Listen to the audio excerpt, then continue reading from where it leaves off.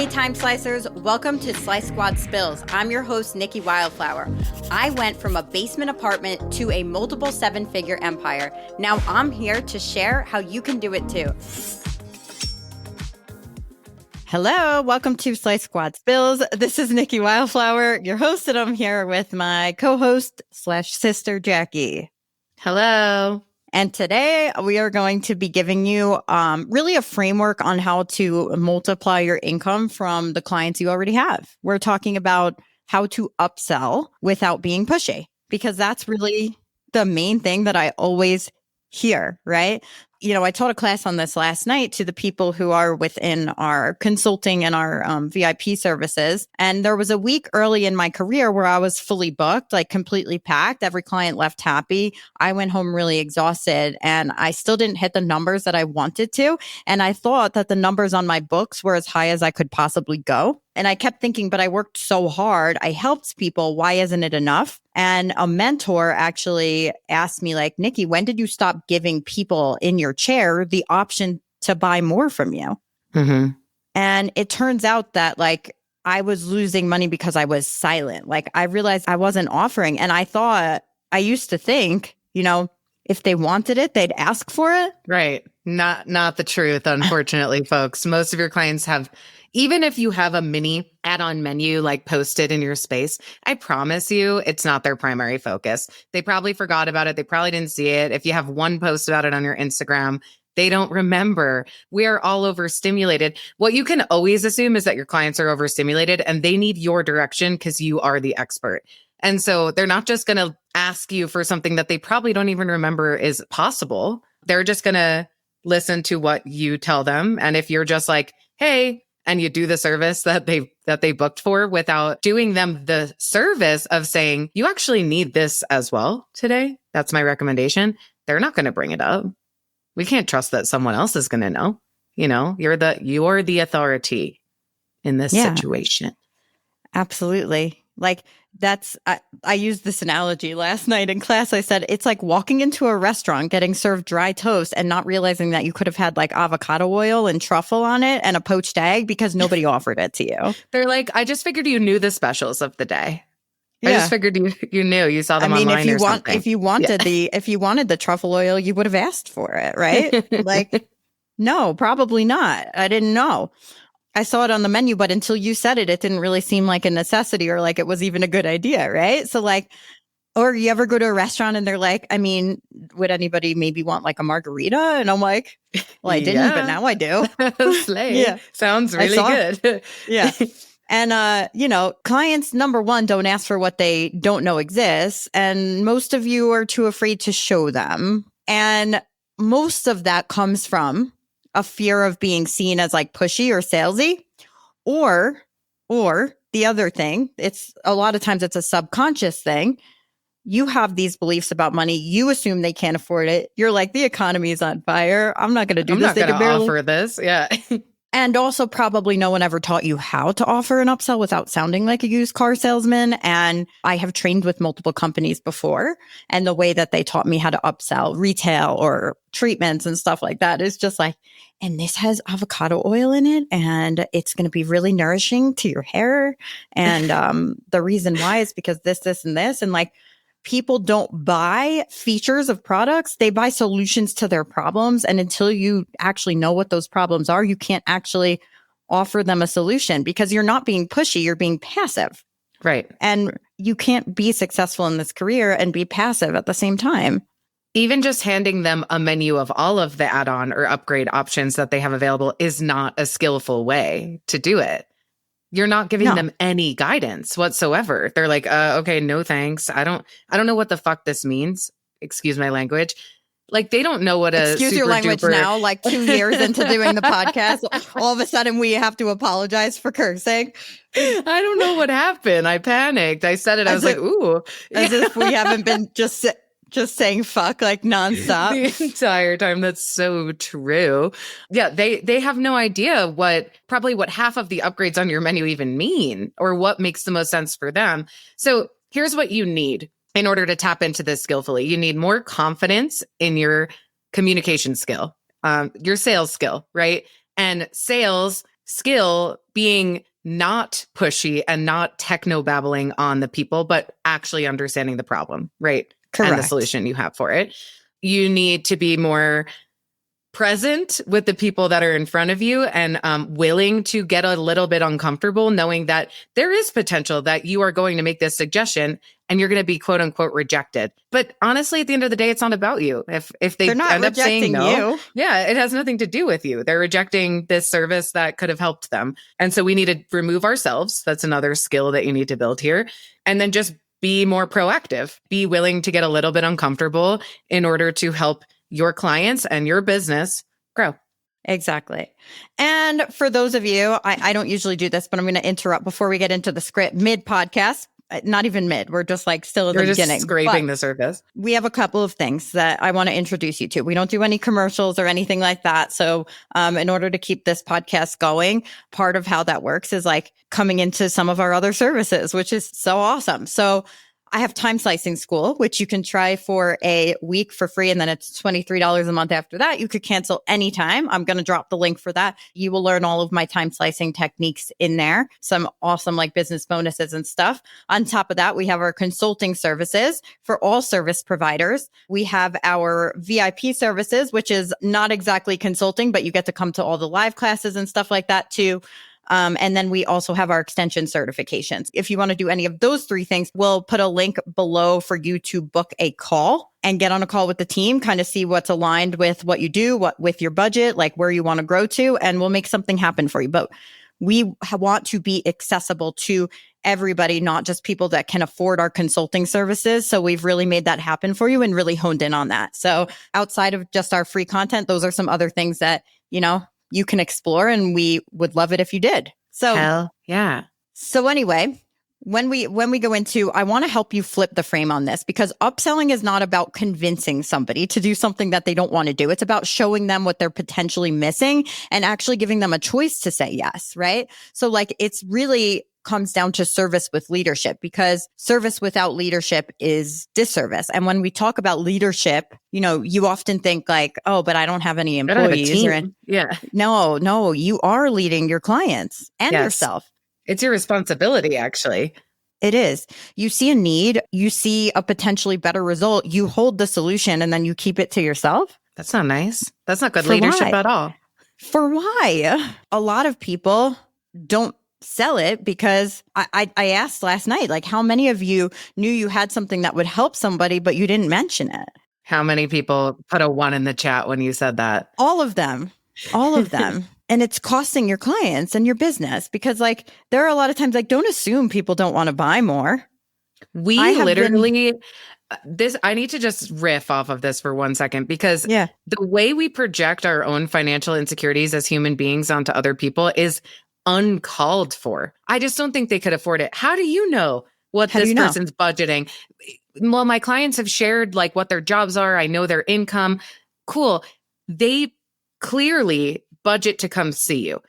What do you think an additional $15 to $25 is going to make for, like, how are we supposed to assume? How could you skillfully assume what people are willing to spend their money on? I bet a lot of your clients who have told you what their jobs are, and that like maybe rent's high or the economy or whatever, they still might walk into a Botox space and spend about $2,000 in about 20 minutes. And that's none of our business, right? I know. I was going to say, I know a lot of people that make a lot less money than me, but spend a lot more of it somehow. Right. Like I'm going to hesitate. Business. I'll hesitate to spend that much money, but I know people that, make maybe $50K a year, and they're just like, nah, fuck it. This is important to me. So it's none of our business what other people value. And if they are sitting with you, they value your services and they value your leadership. Right. Tap in, babe. Do something about it. Yeah. So listen, like, I want you to take a moment and think about the clients that you work with. And I want you to think about what are some really common complaints that those clients have, not about you, but about, depending on what service you provide for them, is common complaints about their hair, common complaints about if you're in skincare, about their skin, about their lashes, about, Their the body, stress level, their their body, like pain. Yeah. what are their most common complaints? Fill in the blank. Those are your upsells, right? So like part of this is knowing how to ask the right questions. And most of you don't even do that like in your consult. And it's such a disservice because you want to say like, let's say this is a hair consult, like what's been bugging you about your hair lately? And if it's not about hair, it's about skin or body, you just fill in the blank there. And that's really a golden question because you're really there to diagnose and solve a problem for them. So like you're finding out their priority, not yours. I'm not going to dive into the whole story again, but you all know how my priority on my face is making sure that that there is not a wrinkle in sight. And that's becoming harder and harder to make happen. But once I went to a facialist and they were obsessed with the 3 pimples I had on my forehead, I was like, girl, I don't give care. a shit about those. But if you tell me that there's a way that I could look 10 years younger, like I'm going to eat it up. I'm buying the face acid, whatever it is. Yeah, I'll burn my skin off. I don't care. Because you're finding you want to focus on their priority, not yours, right? Right. So for example, like, I don't know. I just feel like my curls have been kind of like limp lately. They're just not giving the way, that you now have something to serve and you continue to dig in on that, right? Or like my hair's been feeling really dry. Okay, it's dry. Like, what have you noticed? It's more about just asking the right questions. Well, I just noticed that I'm not getting, because then you can actually like, once you keep asking the right questions, maybe it's not actually that their hair was dry. It might be a completely different problem, but you need to, if that's what they think the problem is, then you need to keep digging. So like, I'm just using this as an example. The client says, I don't know, my hair's just been dry lately. Okay, it's been dry. So you want to like mirror, like, what have you noticed? Well, I noticed that, when I dry my hair, it's been getting more frizzy because they don't half the time, like if they're not an expert in what you are, like they don't know what they're talking about. Which your clients likely are not. They have no idea. Yeah. Like, I don't know. I've just been noticing more frizz and it's not as shiny as it used to be and blah, blah, blah. Okay. And how long has that been going on for? Because like, it might be something completely different. It might be hormonal. It might actually be that their hair is like fragile and weak or that most of their hair is now coarse and gray. So of course it's not as shiny as it used to be. And so you're asking the right questions and then you're refraining from jumping in and saying, oh my gosh, well, I have this really great product. Something that I'm so excited about. And it has this chemical in it and it has this and it smells like this. And no, they don't care. Just keep asking them the questions about their problems. Okay, well, cool. If I had something that would make a really significant difference for that and not a lot of time, is that something you'd be open to exploring with me today? It sounds to me like this is what maybe is happening. If I had something that could help solve that problem, are you open to exploring that? Yeah. Or maybe do you feel like maybe I can just like pop in there and do a little strand test for you? Okay. So I see what's happening and I have a pretty good idea. Do you want me to kind of walk you through what I think might fix that or I feel would fix that? And then you just introduce the solution. And even with something where it's like, let's say pops of color or something like that like they didn't necessarily know that they were going to get, you could say like, hey, you don't just assume that they're getting what they wanted last time. I always ask like, okay, so how are we feeling today? I say like, what's your appetite for change? Are we wanting to, make some shifts? Because I have some fun ideas if you'd be open to it. Or what did you have in mind? Mm-hmm. Well, I've really been liking this, but I'm pretty open to, I trust you. So I'm pretty open to what you're thinking. And maybe I want to add in some fun, like how funky are we willing to get? Ask the right questions. Well, I don't know. I mean, I'm down to have some fun. Okay. So maybe, I don't know. I was just thinking it would look really cool if we just popped in some purple extensions, try it out. And then what is the worst case scenario here? Let's talk about that. Because that right there, I bet some of you are going to feel really scared at the thought of suggesting a purple strand in someone's hair, suggesting an upgrade, something that is different and new from what they booked and what they have booked before. Here's the worst case. Ready? I'm going to be the client. Oh my God, Nikki, purple. I've never thought to do purple before in my hair. I'm worried I'm going to look ridiculous. Okay. I mean, listen, at the end of the day, it's your hair. If you're not going to feel comfortable with it, it's one thing. But if you're feeling it doesn't have to be permanent. I think it would be really fun. And we can always change the color next time of the extensions themselves. Do you have, okay, so I definitely, now that you've kind of suggested it, I definitely want to pop, I think, but What do you think about, like, do you have anything that's maybe, since my hair is dark, like blonde that I could throw in? Yeah. You think just like a blonde pop of color would look cool? Let's hold it up and see what you Yeah. think. Yeah. That is like the worst case scenario, you guys. Or like at that point, I'm like, you know what? I think I'm going to skip this time. But I'm actually, my wheels are turning. Yeah. And I'd be like, totally cool. I just had an idea and I wanted to run it past you. Yep. And then I move on. And guess what? Day's not over. Day's not ruined. You didn't burn. Like everything's okay. Sometimes people say no. And you know what? This sort of, just speaking a little bit more to the way Nikki just kind of mocked out that way to suggest specific services that are add-ons. This whole entire episode will also apply to things like retail. It's kind of the same concept. Maybe let me give an example in an adjacent industry. So maybe your client, you're doing a really skillful consult. Has anything changed from last time? So like after the session, was there anything different happening with your skin? Well, you know what? Yeah, I noticed after the consult, I had a little bit of dryness here. And then I think just with the weather shifting, there's been a little bit more dryness in my skin in general around my nose area. I don't know if there's anything you can do to help. And then your responsibility to say, you know what? I can do X, Y, and Z during the service today. So you can do add-on whammy right there, right? Something that helps with the dry skin around the nose. I'm not an esthetician. I have no fucking idea. But I would further, I don't want to interrupt, but furthermore, go ahead, like before going in and introducing a solution right off of that, I would ask more. I would say, dig a little deeper.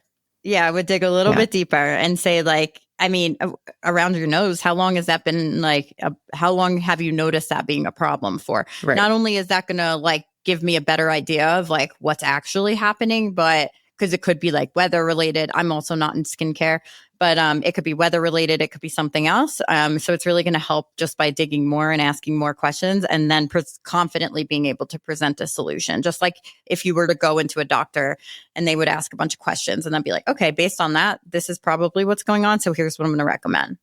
You ever notice that sometimes doctors like really don't ask enough questions either? I just wanted to say that really quick. I mean, my OBs, like through pregnancy, it's a great practice, but some of them, like, it's very rushed. And it feels a lot better when they take the time to ask the questions. Like, I'm like, where's your bedside manner, ma'am? Hello. Anyway, no, I don't. I was trying to consolidate what I was saying, and for what, I don't know. Yeah. But once you've dug deep enough, you use that to recommend your add-on, and hey, maybe you've got a product that you send them home with. Additionally, that's another thing that's going to be of helping your client solve a problem and making you more money. If you just have products sitting on a damn shelf in your space, same thing. It's overwhelming. Your client doesn't know what they need.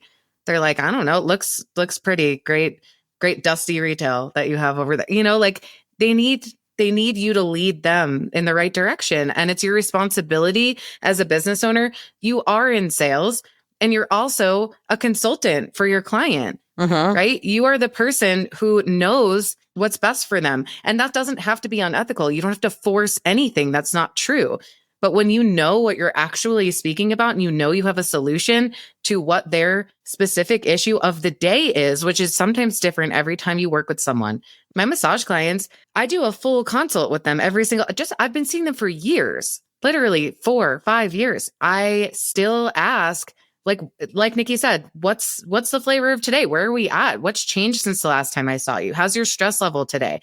And maybe that means their stress level is incredibly high. Maybe I can suggest something like an essential oil, a relaxing sort of essential oil infusion in their session. Maybe your client's experiencing pain where they haven't experienced pain before. They have a random like acute injury that happened. Do you have like a CBD upgrade or something? Or do you want to do some focus work? Maybe their skin's been dry. Maybe you have a foot scrub.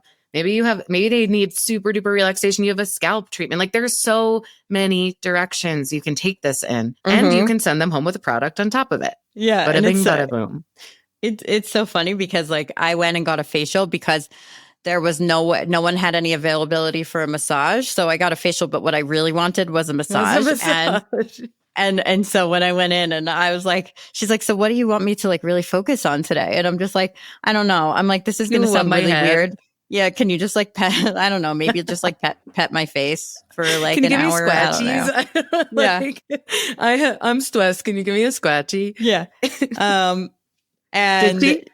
yeah, it was freaking Good. fantastic. But I Great. was like, Love this is that. what I'm here. Yeah, you got to ask the right questions. You can't just assume. But maybe next time I'm gonna go in and I'm like, my skin's dry. Help. So like, you don't want to just, as Alyssa calls it, like, do you want the number 3 special again? Like this, don't do that. Like offer your clients something more. Give them the option to say yes or no. And if they say no, it's not really a big deal. When you have something that's like a 30, 40, 25 to $50 add-on, like more people will probably say yes than no. When you have something like extensions that could potentially be like a $500 Hundreds, to if not $3,000 thousand. add-on, Yeah. you're going to get probably more no's than you will yes. But the way that you're able to hold those conversations and really focus more on solving problems for them than you are making a sale or getting a client for the sake of it, you'll do much better that way. But still, probably only 40% are going to say yes. Now, what I was talking to the class about last night is like, you got to get out of your head and into your body. Like you have to be there and fully present. Like you touched on earlier, like we didn't even talk about that, but I talked about it last night. I'm like, every single time I am about to face forward with somebody on a Zoom, I'm about to do somebody's hair for the first time or for the second time or any time, it is an energetic exchange. Not to get all woo woo, but like, No, it is. I owe this person 100% of me. It doesn't matter what's going on in my outside world because in this time frame, I'm fully here for the other person. And so sometimes you have to change, like you have to like physically change your state. Like sometimes if I had like a bad call or a bad experience with another client or a hard conversation, I know that I got to like maybe go do like 10 jumping The jacks and just reset. like, yeah, and do a reset and be like, hey, like I'm fully here for this person. I kick butt at what I do and I'm going to be here fully present for them. I even say I love you under my breath. Like I don't actually say it out loud. It's not audible, but Nikki, every single person she greets, just so you know, the first thing she says is "I love you," even if they're just but it's meeting. in my head. You Fun don't know fact. it, but you could see it in my face. You know I love No, you. she says it out loud. Maybe by accident sometimes. You never know. I'm kidding. Keep people on their toes. But really, yeah. So like you just want to approach every interaction with that full presence, that love, Yes. that support, and and anything's really possible for you from there. Guess what? This is a blanket statement, and I don't like making blanket statements about humans in general, but this one is just true. So I'm going to make it. Every single one of us, all of us humans, we want to feel seen, heard, supported, and understood. We want to be seen, fully heard, fully supported, and fully understood by the people around us. When you can hold that sort of space for your client and fully see them, fully hear them, be fully present with them, you've already made a mark on this human. You've already made a mark. You've already built trust with this person. How beautiful is it that people are giving us that trust? Now lead them in the way that they need to be led. You're doing them a disservice by not being honest, by not hearing them, understanding them, and then being honest about what they need. Right? So it's not unethical or sleazy to sell. It's a service to the people around you as you being the expert and then being your client. That's correct. And at the end of it, like what I really want to say is like, please stop making it about you. Please stop making it about you, your feelings, the potential rejection. It has nothing to do with you. You're servicing a client. It has everything to do with them. And if you have a problem, if they have a problem that you know that you can solve, but you're afraid to offer a solution to it, then that is on you. But I guarantee if you started actually looking at your books and like knowing, okay, this person could probably use this, not only are you going to make a lot more money, but your clients are going to be happier. It really is an act of service. So I hope that after this episode that we had today, that you feel a lot more confident offering upsells. Thank you for hanging with us today. As always, we're abundantly grateful and we love it if you leave a review, like, subscribe. So many of you that listen are still not subscribed, which why not? Why aren't you subscribed? I didn't even know that. Subscribe, leave the review, share this with your friends. If you're listening, share on your Instagram story that you are and tag Slice Squad Spills on Instagram. She is Nikki Wildflower on Instagram. I'm Jackie Ethical Mentor. We have Slice Squad Spills. We have Slice Squad Strands Instagram and Slice Squad Consulting. Follow us everywhere. We've got about 1,000 Instagrams. You can tag that you're listening to this. And yeah, share it with your friends who would find value in what we are offering here for free. Yeah. And don't forget, if you want to do any of our other services, we're going to leave the links for them below. And thanks for being here. Have a beautiful day, friends. Best day ever. Peace out. Thank you for listening to Slice Squad Spills. If you're enjoying the show, please subscribe, leave a rating and review on your favorite podcast platform. Your feedback is going to help us improve and attracts more listeners to the show. Please share with your fellow time slicers. And hey, if you're ready to optimize your time and double your income, we've got you covered.